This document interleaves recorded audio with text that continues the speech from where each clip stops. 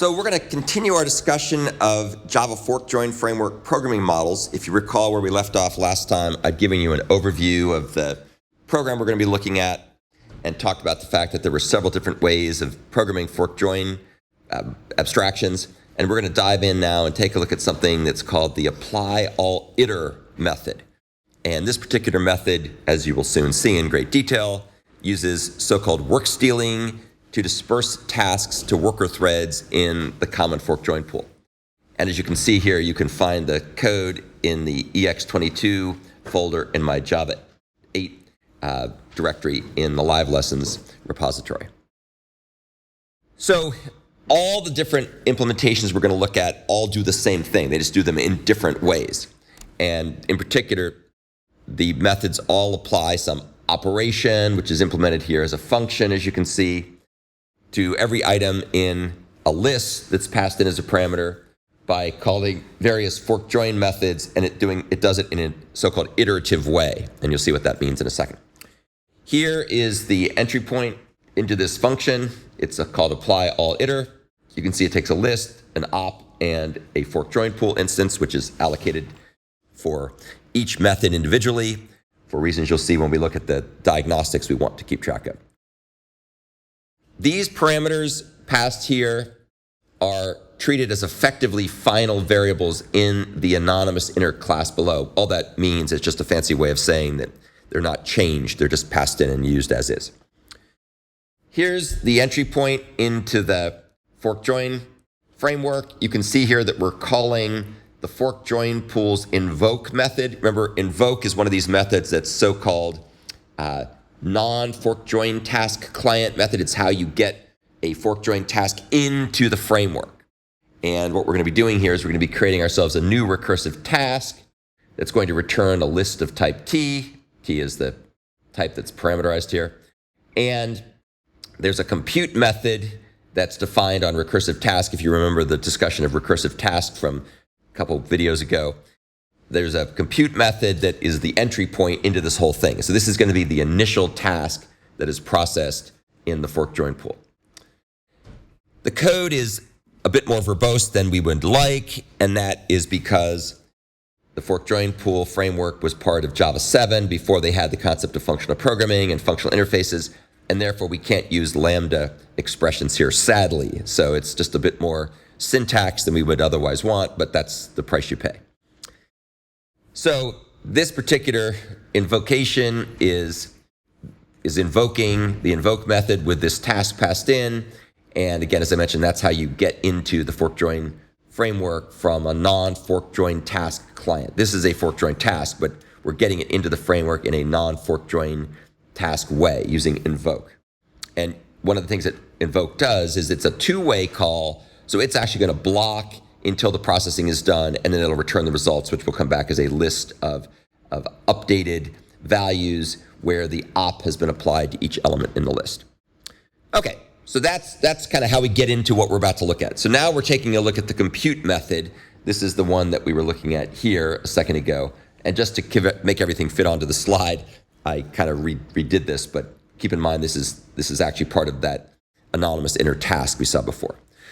So the compute method, as always, is a hook method that's overridden by an application, in our case, this test program, to implement the main fork join task. This is the fork join task that starts everything up and running. In fact, it's really the only task method that runs here, as you'll see.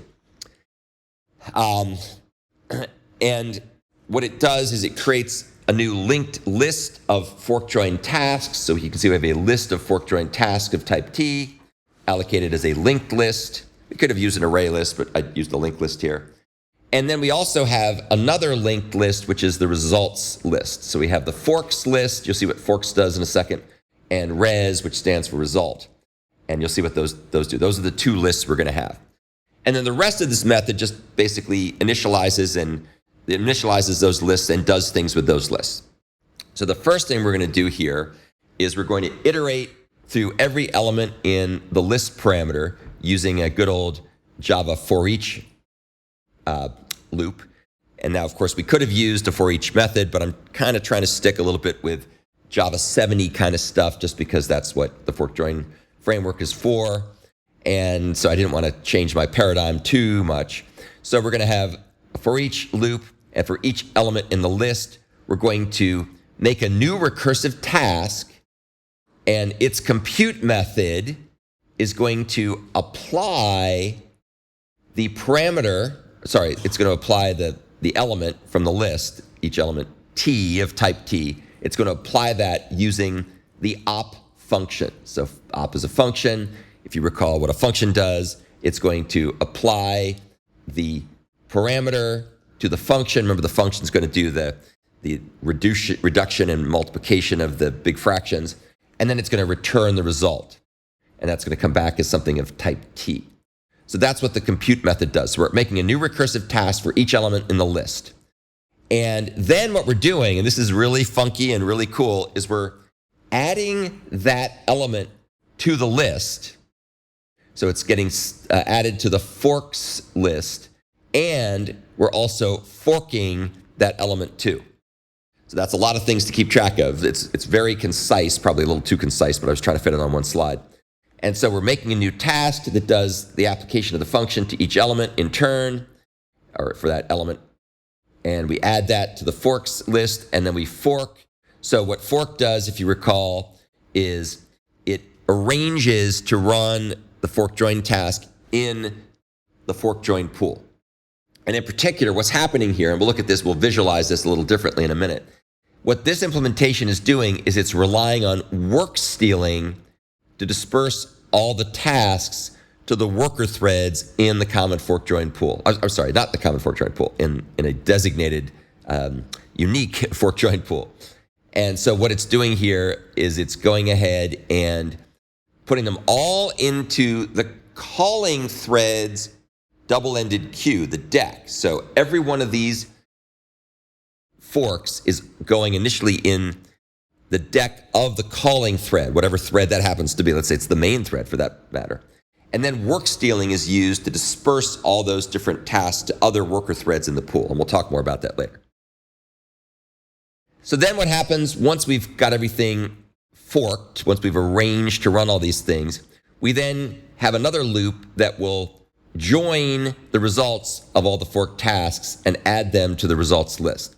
So what's happening here, we have another for each loop. For each of the tasks, each of the fork join tasks in the forks list, we're going to join that task and then add it to the results list. And then we return the results list. Now keep in mind that this join call here doesn't actually block the calling thread.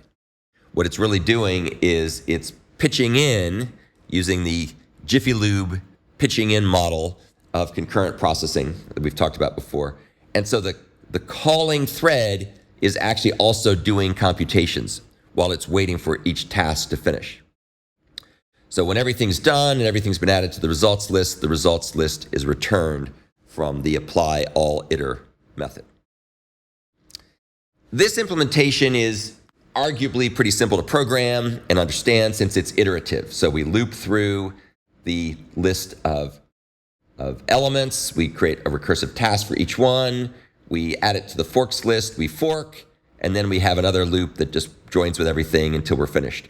So compared to the other stuff we're about to look at, this is about as straightforward as you can imagine. All right, so that's the code. The code is obviously the most important thing, but sometimes code doesn't give you the whole story. So let's visualize this a little bit, and this may give you a deeper understanding of what's actually happening under the hood. I certainly understand things better when I see them as opposed to just look at the code. So here's applyAllIter, and we're going to kind of show what this is doing. So what happens is within the fork join pool, there's this shared queue that's used to get stuff from non-fork join task clients into the fork join pool in the first place. And that's exactly what we're doing here. When the invoke method is called, we're making a new recursive task that's got a compute method, and this invoke method enables this non-fork join task client, the thread that's not a fork join task thread, to insert a task into the fork join pool's shared queue. So this task is stuck into that queue. Now, henceforth, initially, as we then loop through this, so what will happen is the fork join pool will take that initial task here, and it'll go ahead and run it. And when it runs this loop. And what this loop does, as you can see, is it's going to create all these subtasks, and it's going to stick them into the deck, the double-ended work queue, in the calling thread. So let's just say, for sake of argument, without loss of generality, that thread is worker thread 1. We don't really care what worker thread it is, just some worker thread in the fork join pool. And this loop will stick every single recursive task that's created here into the work queue in that thread's deck. And at that point, everything is in that particular work queue. Now, what happens, of course, is as soon as everything gets in there, the main thread, not the main thread, the thread that's the first worker thread, that will go ahead and start processing stuff off of its deck. But because it's got a whole bunch of stuff to process and the other threads don't have anything to process, they are immediately going to turn around and start trying to steal tasks from this guy's deck. And as those tasks are stolen, then the other threads in the fork join pool will have something interesting to do, and they will go off and start cranking away on that stuff.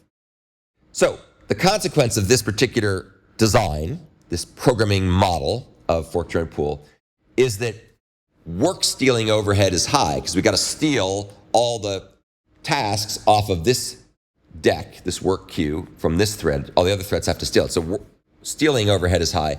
However, copying of data and method call overhead is very low because this is just doing the bare minimum set of things to get everybody up and running and then wait to join the results. Okay, so as we talked about before, when the join method is called, that will have the thread that calls join pitch in, and that will then do some processing while it's in join. So other stuff is cranking away, and this join call is also going to go ahead and crank away and do processing too. So that's the Jiffy Lube model we talked about before, the collaborative Jiffy Lube model. You could also think of this loop here as playing the role of a simple barrier synchronizer. Remember, we talked at length about countdown latch and cyclic barrier, and we talked about phaser and stuff like that. I've also talked about how thread join in the Java thread model is also a barrier. This is a barrier in much the same way. We're not going to go beyond this loop until all the tasks or all the subtasks have been joined. Okay, so that's the end of the first method, the applyAllIter implementation using this work stealing technique and iterative programming. Yes, sir.